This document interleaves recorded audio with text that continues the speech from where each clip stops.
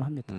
근데 이 실제적으로 보면 이렇게 뭐 물론 요즘 주말에 가면 많은 분들이 더 많이 모이시고 점점 더 많이 오시는 걸 저는 느끼게 되는데 기본적으로.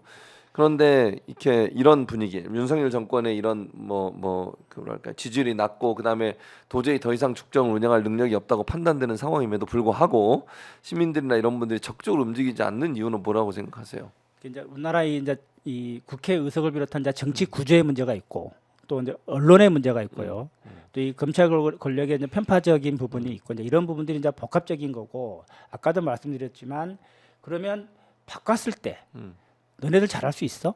민주당이 물어보고 있는 거거든요. 그걸 지금 저는 민주당에서 좀 보여줘야 된다고 생각합니다. 그래야 더 이렇게 국민들 폭발적으로 나오는 거고 물론 뭐 일부 언론에 그런 지적을 하지만 집회 현장 나가면 민주당 깃발이 보인다. 이렇게 좀 껄끄럽다 이런 얘기 있는데 그게 중요하겠습니까? 근데 저는 뭐 전술적으로 그걸 뭐 뺄 수는 있겠으나 근데 근본적으로는 똑같다 생각해요. 그래서 당당할 걸 당당하고 그리고 그냥 그런 모습들을 보이면서 바뀌면 바뀌면 다르다. 우리는 더 잘할 수 있다. 이런 것을 좀 보여줄 필요가 있다 생각합니다. 그걸 보여줘야 된다. 근데 그걸 보여주는 방식이 예를 들어서 지금 뭐 민주당 같은 경우 민생 법안이나 이런 걸 열심히 하고 있어요. 근데 실제적으로 그거는 별로 다가오지 않고 윤석열 정권에 대한 저는 개인적으로 생각할 때 윤석열 정권이 내가 나가면 무너질 수 있다는 가능성과 그런 어떤 전망을 보여주는 게 필요하다고 생각하거든요. 이제 민주당에서 법 개정을 많이 한다고 하지만 저는 이제 그런 것 같아요. 뭐냐면 법 개정을 했는데 국민들이 잘 모르잖아요.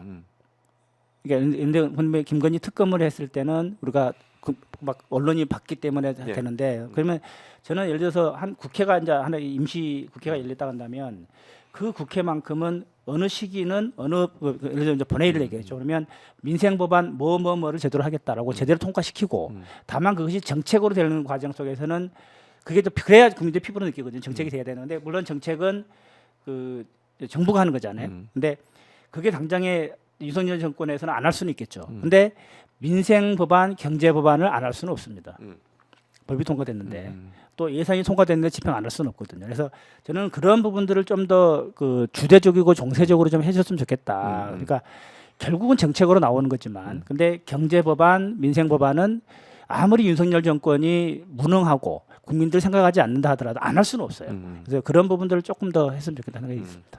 자 이제 뭐 정책적인 부분을 얘기를 해봤다면 윤석열 대통령 거부권 행사했고 그리고 이제 뭐 명태균 관련해서 여러 가지 녹취록도 나오고 있는 상황이에요. 본인 보실 때 이 명태균 관련된 녹취록 들으면서 이게 다 이제 보수 진영 특히 오세훈 시장, 뭐 김종인 전 비대위원장, 이준석 전 대표, 뭐 김건희, 윤석열 뭐 다 이렇게 나오고 엮여 있잖아요.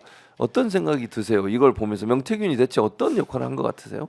저는 그 이제 보수 정치가 이렇게 왔구나 이런 이제 사기꾼들한테 그냥 이렇게 뭐랄까 대통령의 선거 과정도 그렇고 그다음에 정당 운영도 그렇고 이 모든 과정들이 그 사기꾼들한테 놀아난다는 생각이 드는데 사실은 천국 논란도 똑같은 거잖아요. 그 사기꾼들한테 놀아나고 그것을 이 권력자가 대통령이든 그다음에 영부인이든 그러니까 영부인도 사실 뭐 청와대를 분점하고 있으니까 그러니까 이런 권력자들이 그게 신봉하고 따라오는 과정이 있고 정작 그 안에서는 내부 견제가 지금 전혀 안 되고 있지 않습니까? 그래서 이 한국 정치의 저는 전반의 모습이란 아니라고 생각합니다. 이 보수 정치가 이렇게 문제가 있는 거고 그래서 지금 그걸 여실히 보여주고 있는 거고 그리고 저는 사실은 이제 검찰이 그러면 이 정도까지 왔으면 제대로 수사해야 하지 않겠습니까? 이미 다 증명이 됐어요. 윤석열 대통령도 나와 있고 김건희 여사도 다 나와 있고 그리고 국힘의 내노란 정치 다 나와 있습니다. 그 전에 뭐 또 김종인 이런 분도 다 나와 있고 그러면 제대로만 수사하면 이건 됩니다. 그리고 그 김건희 특검 안 해도 김건희 구속시킬 수 있는 거고요. 그렇지 않습니까? 그런데 검찰이 안 하고 있는 것뿐이죠. 그래서 저는 이제 그런 부분들 우리가 국민들이 이제 보고 있다. 언제까지 그 사람들이 그걸 회피할 수 있을 것인가? 이제 시간의 문제라고 생각하고 그 시간은 온다 저는 생각합니다. 그러면 아니 그러니까 명태균 씨가 밝힌 여러 가지 중에 오세훈 시장은 본인은 전혀 관계없다고 얘기하는데 오세훈 시장이 후원자로 알려진 김모 회장 이 사람은 돈을 보냈다. 여론조사에 대한 어떤 대가로 보낸 것으로 보여집니다. 강혜경 씨한테 보냈고 그건 증명이 된 상태고 본인도 인정을 했어요. 그렇다고 하면 오세훈 시장이 직접적으로 2번밖에 안 만났다고 얘기하지만 여론조사를 시행하도록 하고 시행한 대가로 돈을 보냈으면 목적이 있어서 돈을 보냈을 거 아닙니까? 당연하죠. 그 여론조사 결과를 과연 오세훈 시장이나 오세훈 캠프에 전달 안 했을까요? 김모 씨가? 당연히 했겠죠. 당연히 했겠죠. 그러니까 이게 얼마나 웃기는 일입니까? 그러니까 아니 그런 논리로 따지면 이재명 대표한테는 기소 수사할 게 하나도 없는 거죠. 이러던 저런 다 이끌어가지고 해놓고는 이게 이미 다 나와 있는 거 있고 이미 증언이 돼 있고 증거까지 나와 있는데도 불구하고 수사를 안 한다? 이게 말이 안 되잖아요. 그리고 그거 어느 국민이 믿겠습니까? 아니 실제로 그리고 또 하나는 이 사람이 만든 그 뭐 모임 있잖아요. 뭐 이사 뭐 무슨 모임이 모르는 법인인가 뭐 사단법인 모임이죠. 모임에 보면 모임에 있던 이사들 부선이 이사장을 하고 이사들 7명인가 6명인가 몇 명이 서울시 산하기관에다 취업을 했잖아요. 그러니까 본인도 이제 시청에서 근무를 하셨었으니까 산하기관에 취업을 하고 시장이 바뀌어서 산하기관에 취업을 했다. 그거는 뭐 명백한 커넥션이 있었습니다라고 하는 자기가 그 스스로 증명한 거죠. 그게 근데 뭐 해명은 이렇게 하더라고요. 정상적인 절차에 의해서 했대요. 그러니까 예를 들어서 어떤 사람을 찍어놓고 하더라도 정상적인 절차는 밟습니까 안 밟습니까 시에서? 정상적인 절차는 당연히 밟죠. 그래 정상적인 절차를 안 밟는 게 어디 있어요? 그러니까 찍어놓고 그다음에 저기 그 공모 받고 또 면접 보고 딱 정해져 있는 건데 근데 절차를 밟았다? 그럼 그게 죄가 없습니까? 그건 아니죠. 그러니까 이게 이상하잖아요. 그러니까 상식적으로 생각하면 김모 회장이라는 사람이 운영했던 모임의 이사들이 많은 사람이 시 산하기관의 이사도 하고 뭐 본부장도 하고 막 이러더라고요. 서울시 산하기관에 이거는 문제가 있는 거 아닙니까? 당연히 누가 문제가 봐도. 있죠. 이게 그 이제 후원을 하시는 분이 오세훈 시장을 위해서 여론조사도 조작을 하고 그래서 또 그 캠프에서 또 활용을 했기 때문에 시장도 된 거고 또 그 공로로 인해서 그 자기 지인들 또 주요 공공기관에 다 취업시켜 준 거잖아요. 그러면 당연히 오세훈 시장이 책임자죠. 뭐 당연히 그거는 뭐 삼척 동자도 다 알 수 있는 일을 가지고 우리가 그 저기 손바닥으로 하늘 가리는 거 이런 거 아니겠습니까? 그러니까요. 그런데도 뭐 본인은 관계 없다 이렇게 얘기를 하니까 조금 이해가 안 되고. 그런 시민들이 다음에 그 표로 국민들께서 준엄한 심판을 해야죠. 근데 김종인 전 위원장도 뭐 처음에는 모른다고 보고받지 않았던 뉘앙스를 얘기하다가 이게 논란이 되니까 전 비서한테 물어봤더니 책상 위에 올려놨다 하더라. 뭐 그렇게 얘기하더라고요. 그러니까 이 정치인들의 이 말이지 않습니까? 근데 그렇게 따지면 뭐 이재명 대표는 뭐 누군 몰랐다 해서 되는 거. 그러면 그렇게 따지면 윤석열 대통령은 몰랐다는 사람이 어디 한두 명입니까? 근데 참 이게 저는 이 정치인들의 말도 문제가 있고 그다음에 이 자기들이 잘못을 했으면 저는 깨끗하게 시인하고 그리고 잘못을 인정하면 됩니다. 그리고 거기에 대한 사법적 판단이나 정책 판단은 국민들께 맡기면 되는 거고요. 근데 그렇지 않기 때문에 한국 정치가 이제 불신이 있는 거고. 근데 또 정치 사실은 아까 이 광장에 시민들이 많이 모이지 않는 게 바로 그거거든요. 정치 불신 때문에 그러는데 그게 어느 한 사람의 문제가 아니고 어느 한 정당의 문제가 아니지만 공통적으로 생기기 때문에 국민들께서 확 일어나지 않는 부분이잖아요. 그러니까 저는 뭐 오히려 보수적인 사람도 그걸 즐기는 것 같아요. 정치 불신을. 그래야 자기들 계속 해볼 수 있고 또 기득권은 특히나 그렇고 언론도 마찬가지고 그런 것 같습니다. 또 하나 이제 그 이번에 거부권이 행사가 됐고 이거를 원래는 11월 28일 정도에 할 것처럼 제 의결을 하다가 여야 합의 12월 10일 날 하기로 했습니다. 어떤 의미가 있다고 생각해요? 왜 연기가 됐다고 생각하세요? 연기를 했다고 생각하세요? 저는 뭐 그 이제 국민의힘의 그 내부 분열 뭐 이런 부분들을 의식할 수도 있다고 보는데 과연 국민의힘이 이걸 받을까 생각을 합니다. 왜냐하면 이게 받는 순간 끝나는 거거든요.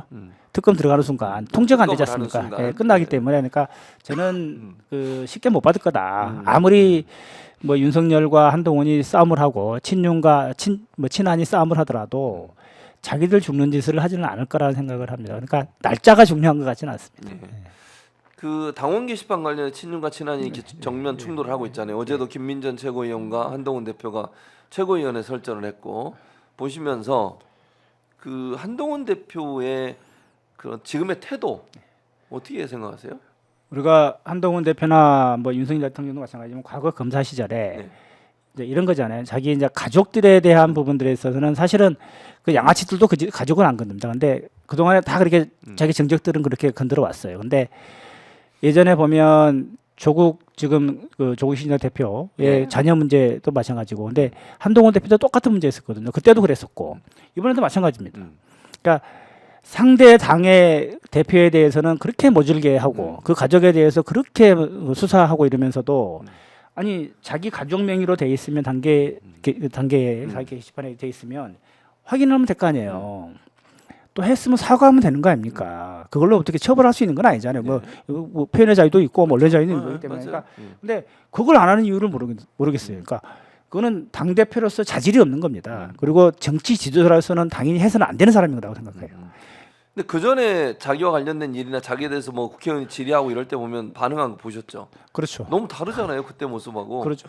뭐 그 세상의 모든 그 도덕성은 자기가 다 가진 양 그렇게 하고 있지만 그 이게 이런 것 같아요. 그러니까 상대한테는 칼로 이렇게 쑤셔도 자기가 안 아프니까. 근데 자기 손톱 밑에 있는 가시는 거 너무 아픈 거예요.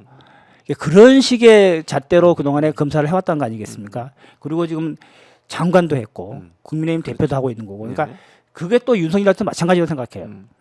그러니까 상대에 대해서는 그렇게 모질게 하면서도 자기 부인에 대해서는 그 많은 범죄가 있는데 지금은 유일하게 방어한 건 거부권밖에 없거든요. 이 거부권이 안 되고 만약 특검이 된다 그러면 김건희만 죽습니까? 윤석열 대통령도 이미 당연히 죽는 거거든요. 그러니까 오로지 그거밖에 못 하는 거죠. 그러니까 원래 지도자를 하면 안 되는 사람들인 거라고 생각합니다. 맞아요. 한동훈 대표가 이렇게 되면 과연 대선에 나갈 수 있을까요? 어떻게 보세요? 대표는 계속 할 수 있을까요? 제가 볼 때는 지금 대표하겠습니까 이 상태로. 그리고 이미 국민들이 지금 보고 있는데다가 당원들도 보고 있을 거 아니에요. 그렇죠. 아무리 뭐 한동훈을 대표로 만든 당원이라 할지라도 저런 모습을 보이는 대통령, 저 대표, 그다음에 뭐 하나 성과도 없지 않습니까?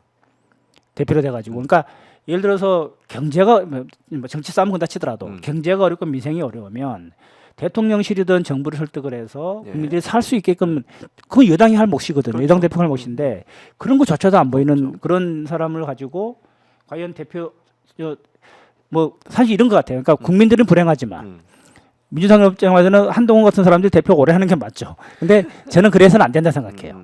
국민이 불행한 일을 해서는 안 됩니다. 그러니까 한동훈 대표는 그 대선에 나가는 게 문제가 아니라 대표를 빨리 그만둬야 됩니다. 그만둬야 된다. 근데 김종인 위원장이 오늘 아침에 인터뷰하면서 들으셨는지 모르겠지만 한동훈 대표를 흔들면 안 된다. 뭐 이런 얘기를 했어요, 그분이. 나이가 많으시지 않습니까? 그러니까 제가 다른 표현은 못 하겠고 나이가 많으시고 그리고 그 이리저리 옮겨 다니면서 평생을 그걸로 먹고 사시는 분 아닙니까? 그러니까 더 이상 뭔 말이 필요하겠습니까? 그리고 제가 이런 것 같아요. 그러니까 단계 논란이나 이런 과정 속에서 어찌 보면 명태균 의혹도 마찬가지고, 그러니까 이제 한동훈한테 아부하고 있는 거 아니겠습니까? 그렇게 보여진다. 네.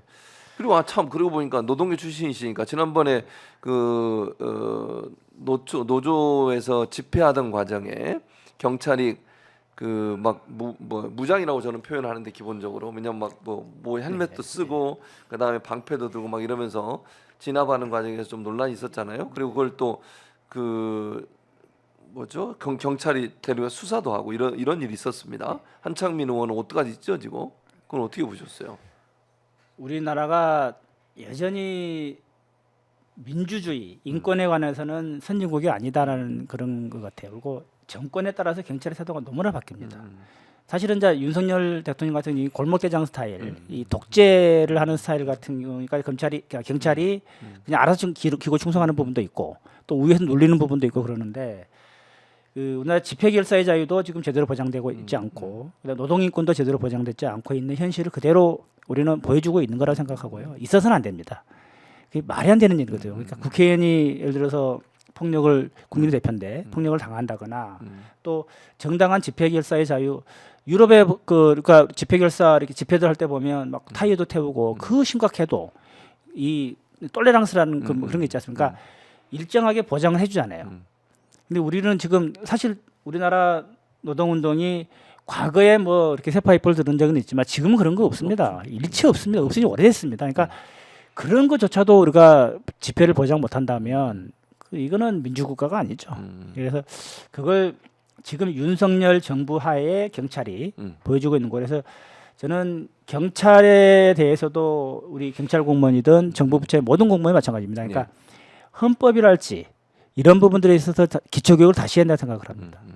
그런 것이 정립이 안 돼 있고 오로지 지시만 복종하는 것만 이렇게 강조되다 보니까 그런 현상이 생기는 것 같습니다.